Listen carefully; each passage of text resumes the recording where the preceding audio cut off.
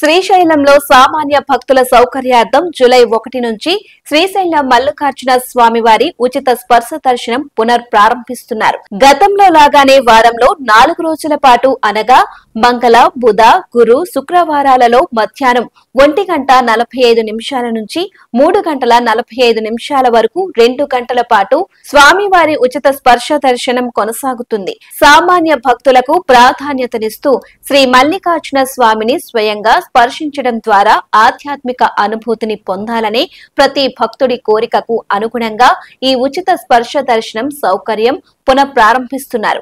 ఉచిత స్పర్శ దర్శనంలో కూడా కొత్త టోకెన్ను విధానాన్ని ప్రవేశపెట్టనున్నారు. ఉచిత దర్శనం కోసం ఏ రోజుకా రోజు కౌంటర్ల ద్వారా టోకెన్లను జారీ చేస్తారు. ఈ కంప్యూటరైజ్డ్ టోకెన్లలో భక్తుని పేరు, ఆధార్ నెంబర్, ఫోన్ నెంబర్ను నమోదు చేయడం జరుగుతుంది.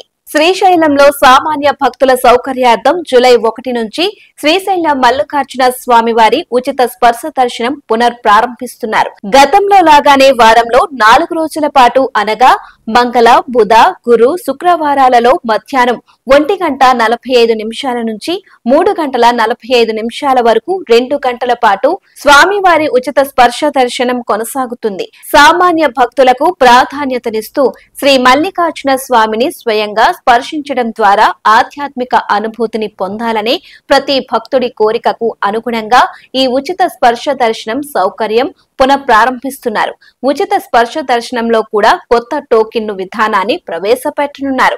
ఉచిత దర్శనం కోసం ఏ రోజుకా రోజు కౌంటర్ల ద్వారా టోకెన్లను జారీ చేస్తారు. ఈ కంప్యూటరైజ్డ్ టోకెన్లలో భక్తుని పేరు, ఆధార్ నెంబర్, ఫోన్ నెంబర్ను నమోదు చేయడం జరుగుతుంది.